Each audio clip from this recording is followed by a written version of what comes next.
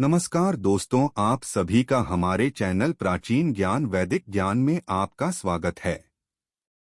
दोस्तों, हमारे इस वीडियो को लाइक करें और अपने दोस्तों के साथ शेयर करें।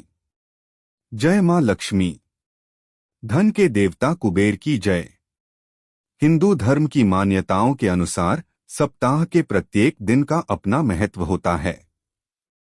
यूं तो हर दिन देवी देवताओं की पूजा की बात कही जाती है, लेकिन कुछ विशेष दिन भी होते हैं जिससे पूजा करने का फल प्राप्त होता है। मंगलवार को भगवान बजरंगबली का दिन माना जाता है। उसी तरह आज यानी शुक्रवार के दिन मां लक्ष्मी और संतोषी माता की पूजा करना शुभ और फलदायी माना जाता है। मां लक्ष्मी की विधि विधान से नियम के साथ पूजा करनी चाहिए। हिंदू धर्म की मान्यताओं के अनुसार अगर कोई व्यक्ति आर्थिक तंगी से जूझ रहा है तो उसे शुक्रवार के दिन व्रत रखकर विधि विधान से मां लक्ष्मी की पूजा करनी चाहिए। शुक्रवार का दिन धन की देवी मां लक्ष्मी को समर्पित होता है। घर में धन की वृद्धि और सुख समृद्धि के लिए मां लक्ष्मी की उपासना की जाती है। ईशान कोण में बनाएं पूजा स्थल। अगर आप अपने घर में धन की देवी मां लक्ष्मी का स्थायी वास चाहते हैं तो पूजा स्थल को ईशान कोण में बनाएं। साथ ही पूर्व दिशा की ओर बैठकर मां लक्ष्मी का पूजन करें। इस बात का विशेष ध्यान रखना चाहिए कि पूजा स्थल के पास किचन या फिर टॉयलेट नहीं होना चाहिए। माता लक्ष्मी की पूजा खासकर शाम के वक्त होती है। शुक्रवार की शाम आप हाथ पैर धोकर साफ कपड़े पहनकर अष्ट लक्ष्मी की पूजा करें। अष्ट लक्ष्मी की तस्वीर पर गुलाब का फूल चढ़ाएं, फिर धूप दीप दिखाएं। इसके बाद ऐहरी श्री अष्टलक्ष्मी ऐहरी सिद्धे मम गृहे आगच्छागच्छ नम स्वाहा का जाप करें। माना जाता है कि इस तरह पूजा करने से माता सभी इच्छाएं पूरी करती हैं। साफ सफाई का रखें विशेष ध्यान। मान्यता है कि जिस जगह साफ सफाई होती है वहीं मां लक्ष्मी का वास होता है। गंदे स्थान में मां लक्ष्मी नहीं रहती हैं। ऐसे में अपने घर और कार्यस्थल पर हमेशा साफ सफाई रखें। शुक्रवार के दिन पूजा स्थल की अच्छे से सफाई जरूर करें। इससे धन लाभ होता है। कमल का फूल और कौड़ी चढ़ाएं। मां लक्ष्मी को प्रसन्न करने के लिए उन्हें उनकी प्रिय चीजें जैसे कमल का फूल, कौड़ी, शंख, लाल या गुलाबी कपड़ा किसी मंदिर में जाकर अर्पित करें। साथ ही जहां पूजा करें वहां भी इसका विशेष ध्यान रखें। इससे आर्थिक दिक्कतें दूर हो जाती हैं। भगवान विष्णु माता लक्ष्मी के स्वामी यानी उनके पति हैं। ऐसे में माता लक्ष्मी को प्रसन्न करना है तो विष्णु भगवान की पूजा भी करनी चाहिए। शाम के वक्त मां लक्ष्मी के साथ ही आप विष्णु भगवान की भी पूजा करें।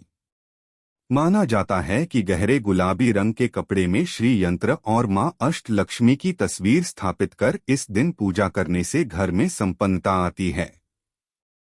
मिश्री और खीर का लगाएं भोग। शुक्रवार के दिन मां लक्ष्मी को प्रसन्न करने के लिए मिश्री और खीर का भोग लगाना चाहिए। इसके साथ ही मां लक्ष्मी के मंत्रों का जाप स्फटिक या कमलगट्टे की माला से करें। यह काफी प्रभावी माना जाता है। मान्यता है कि इन उपायों को करने से माता की कृपा जल्द होती है। शुक्रवार की शाम मां अष्ट लक्ष्मी के साथ ही श्री यंत्र को अष्टगंध का तिलक लगाना चाहिए। इसके साथ ही देवी की आरती करें। माना जाता है कि ऐसा करने से मन को शांति मिलती है, घर में धन धान्य आता है। माना जाता है कि शुक्रवार को मां लक्ष्मी की पूजा करने से हर तरह से सुख बना रहता है। कहा जाता है कि अर्थ बिना सब व्यर्थ। जीवन चलाने के लिए धन बहुत जरूरी है। घर या ऑफिस में अच्छी कमाई और आय के लिए लक्ष्मी का पूजन किया जाता है, लेकिन कुबेर का भी उतना ही महत्व है। पौराणिक कथाओं के अनुसार कुबेर महाराज को स्थायी धन का स्वामी माना जाता है। कुबेर देव धन को स्थिर रखने का कार्य करते हैं और देवी लक्ष्मी धन को गतिमान रखती हैं। कुबेर महाराज को खजाने के रूप में स्थायी धन का देवता भी कहा जाता है। इसलिए कुबेर जी को भी मां लक्ष्मी की तरह पूजा जाता है। सनातन धर्म में कुबेर को धन के देवता के रूप में जाना जाता है।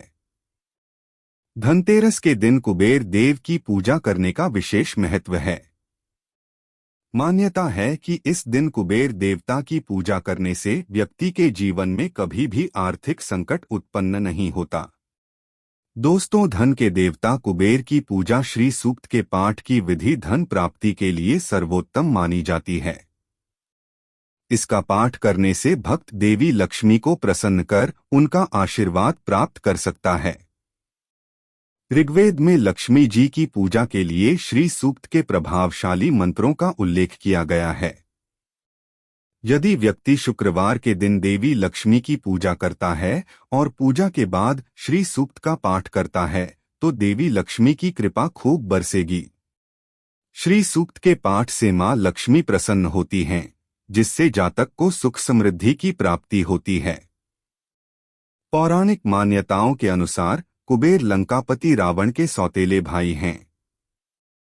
रावण की मृत्यु के बाद कुबेर को ही असुरों का नया सम्राट बनाया गया। वे यक्षों के राजा भी हैं। वे उत्तर दिशा के दिक्पाल हैं और लोकपाल भी माने जाते हैं।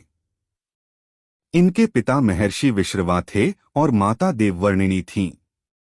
इन्हें भगवान शिव का परम भक्त और 9 निधियों का देवता भी कहा गया है। कुबेर के धन के देवता बनाने के पीछे कई किंवदंतियां मौजूद हैं। माना जाता है कि वह पिछले जन्म में एक चोर थे। दोस्तों, स्कंद पुराण में वर्णन मिलता है कि पूर्वजन्म में भगवान कुबेर का जन्म एक ब्राह्मण परिवार में हुआ था जिसका नाम गुणनिधि था। लेकिन उसमें एक अवगुण था कि वह चोरी करने लगा था। इस बात का पता चलने पर उसके पिता ने उसे घर से निकाल दिया। जब भटकते हुए वह एक शिव मंदिर दिखा तो उसने मंदिर से प्रसाद चुराने की योजना बनाई।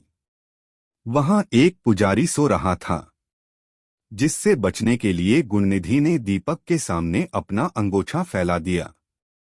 लेकिन पुजारी ने उसे चोरी करते हुए पकड़ लिया गया और इसी हाथापाई में उसकी मृत्यु हो गई। मृत्यु के उपरांत जब यमदूत गुणनिधि को लेकर आ रहे थे तो दूसरी ओर से भगवान शिव के दूत भी आ रहे थे। भगवान शिव के दूतों ने गुणनिधि को भोलेनाथ के समक्ष प्रस्तुत किया। भोलेनाथ को यह प्रतीत हुआ कि गुणनिधि ने अंगोछा बिछा के उनके लिए जल रहे दीपक को बुझने से बचाया है। इसी बात से प्रसन्न होकर भगवान शिव ने गुणनिधि को कुबेर की उपाधि प्रदान की। साथ ही देवताओं के धन का खजांची बनने का आशीर्वाद भी दिया। रामायण में मिलता है कुबेर का वर्णन। रामायण में भी कुबेर देव का वर्णन मिलता है। भगवान शंकर को प्रसन्न करने के लिए कुबेर ने हिमालय पर्वत पर तप किया। तप के अंतराल में शिव तथा पार्वती दिखाई पड़े। कुबेर ने अत्यंत सात्विक भाव से पार्वती की ओर बाएं नेत्र से देखा। पार्वती के दिव्य तेज से वह नेत्र भस्म होकर पीला पड़ गया। कुबेर वहां से उठकर दूसरे स्थान पर चले गए। कुबेर के घोर तप से प्रसन्न होकर भगवान शिव ने कुबेर से कहा कि तुमने मुझे तपस्या से जीत लिया है। तुम्हारा एक नेत्र पार्वती के तेज से नष्ट हो गया, अत तुम एकाक्षी पिंगल कहलाओगे। दोस्तों, ये सभी जानकारियां पौराणिक कथाओं और ग्रंथों पर आधारित हैं। कृपया उपाय करने से पहले अपने पंडित से सलाह जरूर लेवे। दोस्तों, हमारी यह वीडियो आपको कैसी लगी हमें कमेंट बॉक्स में बताएं और हमारे चैनल को सब्सक्राइब जरूर करें। धन्यवाद।